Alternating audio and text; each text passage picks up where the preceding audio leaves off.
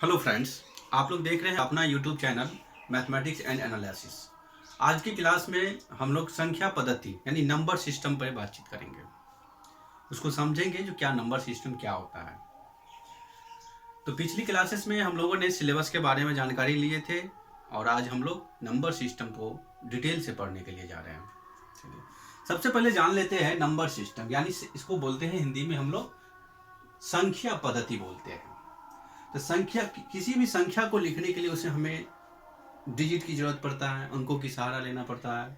तो वो कौन कौन से अंक हैं ये सब हम लोग पहले से ही जानते हैं। किसी संख्या को लिखने के लिए 10 अंकों की जरूरत पड़ता है। 0 1 2 3 4 5 6 7 8 9 तक चलते हैं, यानी 0 से लेकर हम लोग 9 नंबरों तक चलते हैं। उसके बाद आ जाता है क्या, जातीय मान यानी लोकल वैल्यू। लोकल वैल्यू किसी अंक का जातीय मान नहीं बदलता है। यानी क्या, तो किसी अंक का जातीय मान उसका अपना मान होता है। वो चाहे जिस भी पोजीशन पर लिखा हुआ हो, उसका वैल्यू चेंज नहीं होता है। जैसे कि मान लीजिए अगर हमारे पास कोई नंबर है, उदाहरण के लिए अगर हम ले लेते हैं, उदाहरण के लिए कोई नंबर लिख लेते हैं 1 2 3 6 8 9 8 लिख लेते हैं। अगर इसमें हमें ये कहा जाए जो 2 का जातीय मान बताइए क्या होता है, तो 2 का जातीय मान कितना, तो 2 होगा। अगर 9 नंबर का जातीय मान अगर हमसे पूछा जाए तो 9 होगा। 8 का जातीय मान पूछा जाए तो 8 होगा।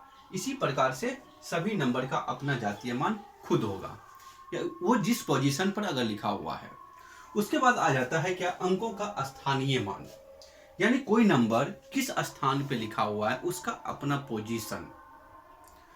चलिए क्या कहता है, किसी भी दी गई संख्या में इकाई अंक का स्थानीय मान अगर हम लोग निकालते हैं तो इकाई अंक को 1 से गुना करते हैं, दहाई वाले अंक को 10 से गुना करते हैं, सैकड़े वाले अंक को 100 से गुना करते हैं, यानी 100 से।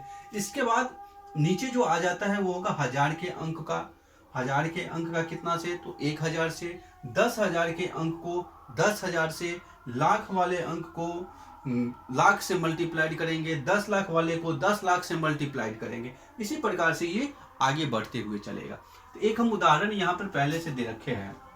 क्या लिखा हुआ है, जो दिया गया है क्या, संख्या 97564 में 95 और 4 का स्थानीय मान निकालने के लिए कहते हैं।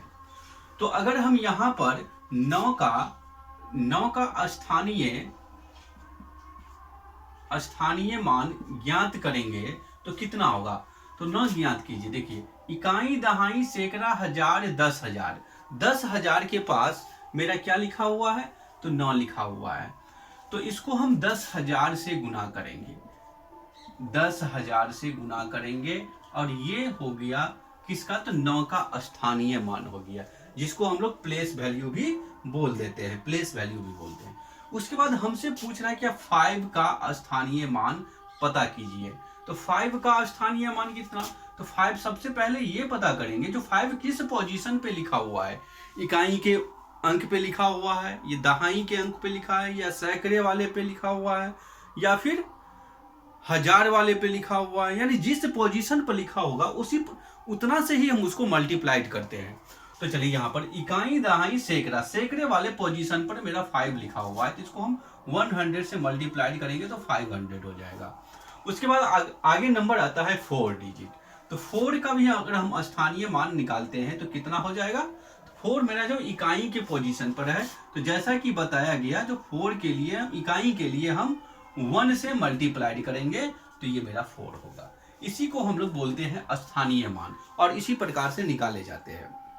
ठीक है, ये तो समझ में आ गया होगा। इसके बाद आते हैं कुछ स्पेशल नंबर पे आते हैं, स्पेशल कैरेक्टर पे आते हैं।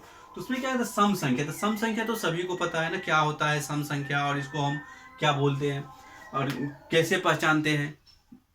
पिछले ही क्लास में यानी बचपन से ही इसको हम सुनते आए हैं ना, यानी तो थोड़ा देख लेते हैं इसको बोलते कैसे। जो प्राकृतिक संख्या 2 से पूर्णतः डिवाइड हो जाए, यानी उसको जब भाग देते हैं तो काटने के बाद उसका शेषफल 0 बचना चाहिए, तो उसको बोलते हैं पूर्णतः डिवाइड हो जाना, यानी पूर्णतः विभक्त हो जाना। तो उसको हम लोग बोल देते हैं, जो उस टाइप के नंबर को बोलेंगे सम संख्या। जैसा कि कुछ नंबर हम लिख करके दिखा दिए हैं, 2, 4, 6, 8, 10, 12, 16, यानी इसी प्रकार के नंबर जो होगा, यानी भाग देंगे तो ये पूर्णतः विभक्त हो जाएगा, यानी 2 से ही भाग देना है, तो ये आपका सम संख्या कहलाएगा। उसके बाद आ जाता है नंबर विषम संख्या का, यानी ऑड नंबर का। जो नंबर आपका 2 से भाग देंगे और नहीं कटेगा, यानी शेषफल उसमें कुछ ना कुछ बचना चाहिए। अगर हम किसी भी नंबर को 2 से भाग देते हैं और 2 से भाग देने पर पूर्णतः विभक्त न हो, तो उस नंबर को हम क्या कहेंगे, विषम संख्या होगा। तो कैसे, मतलब कौन कौन सा नंबर मेरा विषम संख्या हो सकता है, तो 1, 3, 5, 7, 9, 11, 13, 15 भी आपका होगा, 15 भी होगा आपका। क्योंकि जब हम क्या कहते हैं, तीन को क्या कहते हैं, जो 2 से भाग देंगे तो दो ये कहीं 2, और शेषफल इसका कितना बचेगा, 3 को अगर हम 2 से भाग दे देते हैं तो मेरे पास कितना, तो 1 बचता है, शेषफल ये बच गया ना, तो इसका मतलब ये 3 विषम संख्या। ठीक ऐसा ही रूल सभी नंबर में, तो कोई बड़े से बड़े नंबर क्यों नहीं है, उसको भी हम 2 से ही डिवाइड करेंगे और पता करेंगे ये विषम संख्या है या फिर सम संख्या है। ठीक है। उसके बाद आ जाता है एक पॉपुलर सा नंबर है, जो अभाज्य संख्या। अभाज्य संख्या सभी बच्चों को, अधिकतर बहुत सारे बच्चों को इस अभाज्य संख्या में ना कंफ्यूजन बना हुआ रहता है, भैया अभाज्य संख्या किसको कहेंगे, इसमें क्या ऐसा प्रॉपर्टी होता है जिसको हमें अभाज्य संख्या में को पहचानने में दिक्कत न हो। तो सिंपल सा लॉजिक है, ऐसा नंबर जिसका 2 ही गुणनखंड हो सके, यानी एक खुद और एक 1, यानी खुद से खुद का होना चाहिए। जैसे कि मान लीजिए उदाहरण में हम यहाँ पे 2 लिखे हैं, यहाँ पर लिखता हूँ, ध्यान दीजिएगा। अगर ये 2 है, 2 का अगर हम गुणनखंड करेंगे तो क्या मिलेगा हमको, 1 गुने 2 या 2 गुने 1। एक तो ये 2 खुद हो रहा है और इसमें एक नंबर क्या आ रहा है, 1 आ रहा है। 1 ही होना चाहिए, किसी भी नंबर में 1 आना चाहिए। फिर ले लीजिए कोई 19 ले लीजिए, एक 1 हो गया, दूसरा नंबर 19 हो गया, केवल 2 गुणनखंड हो गया, लिखा हुआ है ना। ऐसे प्रत्येक प्राकृतिक संख्या जिसका 2 तथा केवल 2 गुणनखंड हो, उसको हम क्या बोलेंगे, अभाज्य संख्या कहेंगे। ठीक है, कोई दिक्कत इसमें नहीं होना चाहिए। तो चलिए और भी एक नंबर लेते, 61 में आ जाइए। तो 61 में क्या हो जाएगा, एक तो 61 खुद हो जाएगा और एक मेरा 1 होगा। ये सब सारे नंबर क्या है, तो अभाज्य संख्या है। ठीक है, इतना तक समझ में आया होगा, किसी भी प्रकार की कोई दिक्कत नहीं है। तो अगला जो क्लास हम लोग करेंगे वो कुछ स्टैंडर्ड रूल पे करेंगे, नियम पर करेंगे। तो वो कौन सा होगा क्लास में, अगले क्लास में हम लोग क्या स्टडी करने वाले हैं, उसके लिए थोड़ा सा जान लेते हैं। उसमें क्या है ना, जैसे किसी नंबर को भाग देते थे, यानी नंबर का मतलब बता देते हैं। कोई नंबर दिया हुआ है, जैसे कि मान लीजिए यही नंबर दिया हुआ है, अगर इस नंबर को अगर हम बोल दिए कि ये नंबर बताइए 2 से विभक्त है या नहीं, तो सबसे पहले हम पता करेंगे जो 2 से डिवाइड करने की, यानी कोई नंबर 2 से पूर्णतः कटने का नियम क्या होता है, रूल क्या, उसका डिजिट क्या होना चाहिए, इकाई पोजीशन में क्या होना चाहिए, दाई पोजीशन पर क्या होना चाहिए, तो क्या ही करता है। फिर इसी नंबर को अगर हम बोल दें जो 3 से डिवाइड होता है या नहीं होता है, यानी इसका जो नियम होता है, रूल जो होता है, उसके ऊपर हम डिस्कस करेंगे। फिर उसके बाद हम क्लास को और आगे देखेंगे, जितना लंबा हो सके करेंगे, लेकिन ज़्यादा से ज़्यादा लंबा क्लास नहीं करेंगे, क्योंकि हमें संयमता पूर्वक इसको लेके चलना है, हड़बड़ा की क्लास को आगे नहीं बढ़ाना।